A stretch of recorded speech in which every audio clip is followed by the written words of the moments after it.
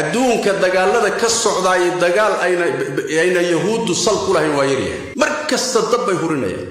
caalamka dabka iyo dagaalada ka socda iyo kulli lug bay kulli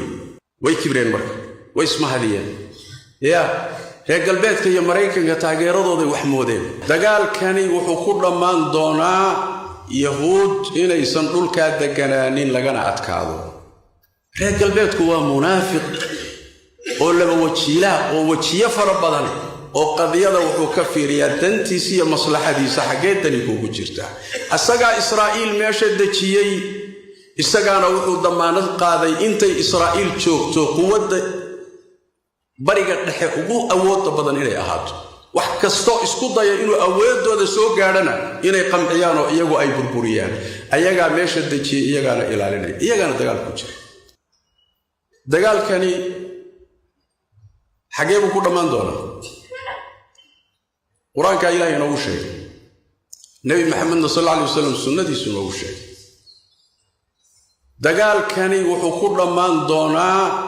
yahuud inaysan dhulka deganaanin lagana adkaado rabbi quraanka kariimka tabaaraka wa ta'ala buu inoo sheegay suuratul israa bilowgeeda rabbi wuxuu sheegay tabaaraka wa ta'ala aayadaha kaga hadlay وقضينا إلى بني إسرائيل بني إسرائيل وحن قارسيني أو أشيغني بربي تبارك وتعالى كتابك اللي قصوتك وحن أشيغني التوراة إن يدولك لبقور فسادين دونان كرنقون دونان وحبربورين دونان ظلمين دونان إلهي عاصين دونان الضوابط كوحد قد بدونان لتفسدن في الأرض مرتين ولا تعلن علوا كبيرا labada goore dhulka aad fasaadin doonaan ay fasaadin doonaan mid walba ballan rabbi baa saaran midii hore ballantii markaad samaysaan ballantii rabbi waqtigeeduna timaado ba'athna alaykum ibadan lana waxaan idinku soo saari doonaa buu alla yiri adoomo ciidamo khalqigayga kamida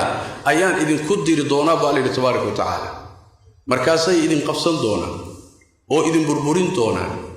oo gurihiina ku dhex tamashlayn doonaan oo say doonaan idin ka yeeri doonaan oo idin dullayn doonaan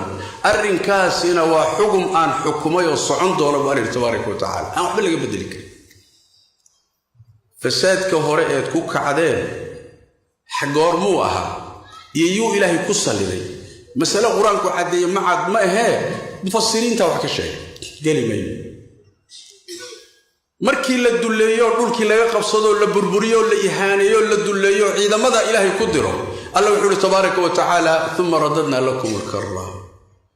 dawladnimadii awoodii baan idin soo celinayna dhaqaalaan idin siinay ciidamo farabadan iyo dad dagaalamaad helaysa markaas waxa la idin soo celinayaa awoodii cadawgiini baa ilaahay idin ka sarfinaya halka markaad joogtaan oo awood iyo dawladnimo kale la idin siiyo alla wuxuu yiri in ahsantum li anfusikum hadaad marka wanaag u dhaqantaan idinka idin taala idinka idin anfic wa in asatum hadaad xumaan ku kacdaan falaha naftiina ma iskale waad fahanteen sooma halkaas ay idin la mari doontaa meesha idin la martay bay mari doontaa kolba saad u dhaqantaan midii labaad fasaadintii labaad markay timaado oo mar kale awoodda ilaahay idin siiyay khalad u isticmaashaan oo kibirtaan Allah tabaaraka wa ta'ala wuxuu markaana ciidan kala ilaahay idinku soo diri doona iyo ummad kala la idinku salli doona